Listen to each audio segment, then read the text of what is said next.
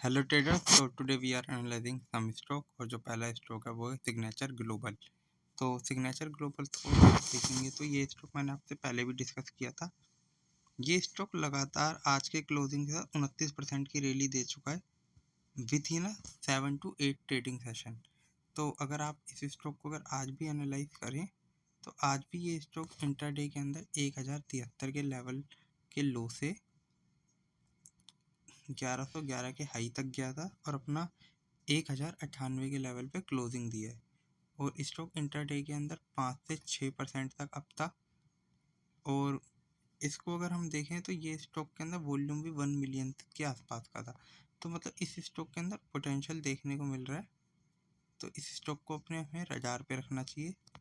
और इस स्टॉक के अंदर में भी यहाँ पे 1100 से 1200 के लेवल पे इस लेवल पे यहाँ पे एक रेजिस्टेंस फेस करने को मिल सकता है इस स्टॉक को।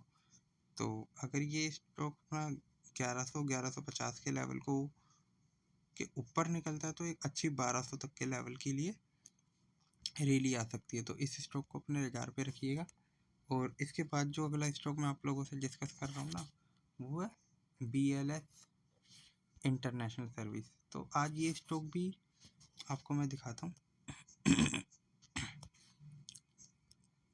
इस स्टॉक के अंदर क्या हुआ कि ये स्टॉक अपना 4 फरवरी और 5 फरवरी को एक अच्छी खासी रैली दे गया था।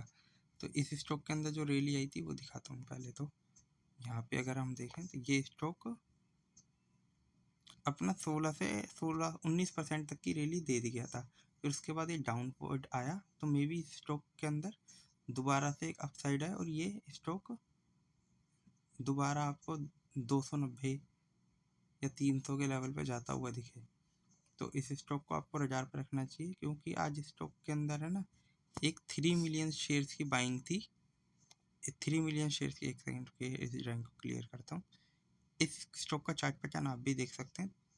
3 मिलियन शेयर्स की बाइंग एंड सेलिंग थी। मोर देन स्टॉक 5 से 6% आज इंट्राडे के अंदर अप था। और स्टॉक 267 के लेवल से 286 पे जाता है और अपने 283 के लेवल पे क्लोज होता है। तो इसके अंदर एक स्ट्रॉन्ग बाइंग पोटेंशियल दिखने को मिल रहा है। इसीलिए मैं इस स्टॉक के को आपसे डिस्कस कर रहा हूँ। और इसके बाद जो अगला स्टॉक मैं आप लोगों से डिस्कस करना चाहूँगा वो है पावर ग्रिड।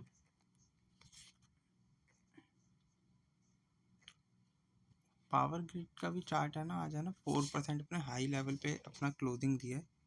हाईएस्ट लेवल पे इसने क्लोजिंग दी है। ठीक है, अगर मैं आपको दिखाऊं तो जैसे कि ये देखिए, ये स्टॉक मैंने आपसे पहले डिस्कस किया हुआ कि ये स्टॉक अपना इस वाली कैंडल का ब्रेकआउट कर दिया है।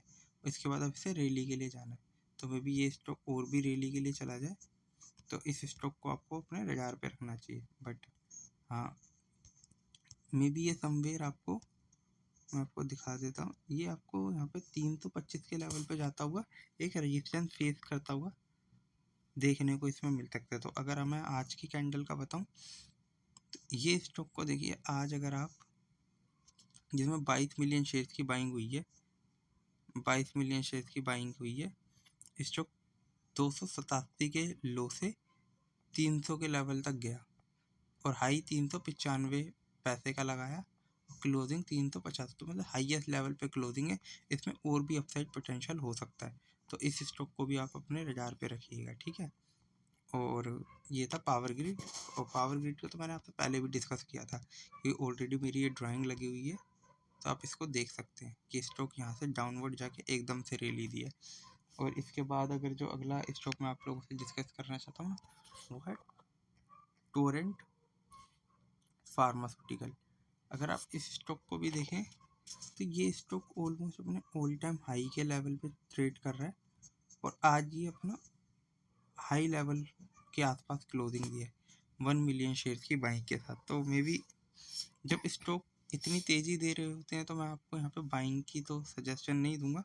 बट हाँ, इस स्टॉक को रडार पे रखिए कि और ये कितना तेज़ी से जा सकता है आगे।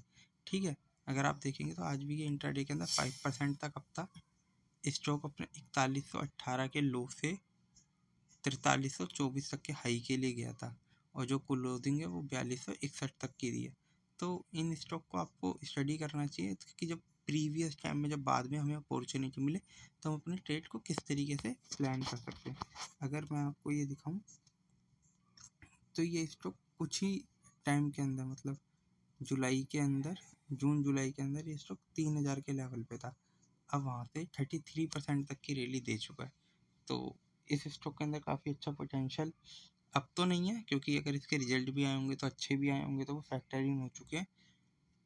तो अब इसके अंदर ज़्यादा पोटेंशियल मुझे देखने को नहीं मिल रहा है। अब जो अगला स्टॉक मैं आप लोगों से डिस्कस करना चाहूँगा वो BSE।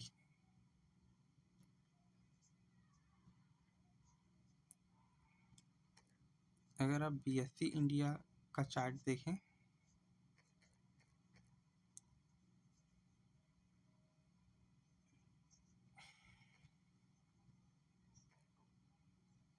अगर आप बॉम्बे स्टॉक एक्सचेंज का चार्ट देखें, देखिए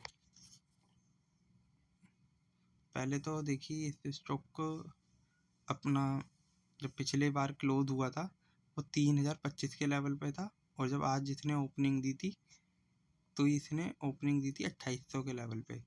ठीक है, तो 2800 का स्टॉक गिर के आपको देख लिया आपको कहाँ मिल रहा है, 10% तक आज ये रेड था 3000 के लेवल से, और 7% के रेड में क्लोज हुआ है। तो जिस तरीके का इसके अंदर कैंडल बनने को मिल रहा है, अब पहली बात तो एक बार ये अपना गैप फिल करने के लिए जाएगा। ये जो यहाँ पे एक गैप बन गया है ना, तो इसको एक रैली के अंदर ये यहाँ पे भरने जाएगा और 3000 तक का लेवल आपको देखने को मिलेगा। ठीक है, फिर जिस तरीके का मतलब RBI ने इनके लिए सर्कुलर निकाला है कि अब ये स्टॉक मतलब हेयर कट ज़्यादा नहीं कर पाएंगे, मतलब लिक्विडिटी की कमी होगी, तो मे बी स्टॉक ये थोड़े और डाउन आए, और कितने डाउन आएंगे ये अभी देखने की बात है। तो जहाँ तक मुझे इस स्टॉक के अंदर लगता है तो ये स्टॉक आपको दोबारा से एक बार 2000 तक के लेवल पे आता हुआ दिखेगा। बट इससे पहले हमारे लिए जो इम्पोर्टेंट रहेगा वो मार्च क्वार्टर के जो रिजल्ट आएंगे ना मार्च में, तो उसके अंदर इसका कितना इम्पैक्ट पड़ने को मिल रहा है वो देखने को मिलेगा, और मे बी जून या जुलाई में भी। तो ये स्टॉक में भी और डाउन साइड के लिए आ सकते हैं, तो इन स्टॉक को अवॉइड करिएगा। इसके बाद जो नेक्स्ट स्टॉक मैं आप लोगों से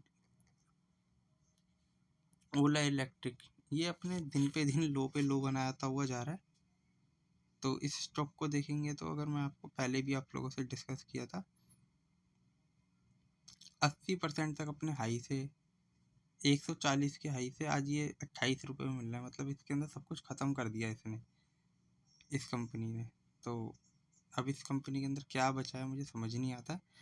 अगर मैं तो आपको कहूँगा जिनकी इसमें पोजीशन है वो अपना बैठे रहे, और अब इसमें रहा कुछ नहीं गया, और किसी भी नई इन्वेस्टमेंट को इसमें अवॉइड करें, और इसमें ट्रेड वगैरह कुछ प्लान ना करें, क्योंकि ये स्टॉक कब 10% अप चला जाएगा, 9% अप चला जाएगा, 20% अप चला पता नहीं, और इतना ही डाउन भी जा सकता है। तो इन स्टॉक को पूरा अवॉइड करने की सलाह दूंगा मैं। ठीक है, तो जो भी स्टॉक मैंने आप लोगों से डिस्कस करें, चाहे वो सिग्नेचर ग्लोबल हो, BLS international, power grid, Torrent pharma, BSE और ओला इलेक्ट्रिक, तो किसी भी तरीके की बाइंग और सेलिंग रिकमेंडेशन नहीं है, only for study purpose I am discussing with you their chart pattern. तो आप इन स्टॉक को एनालाइज करें, ठीक है, और अपने ट्रेड को इनिशिएट करें। Okay, thank you, bye.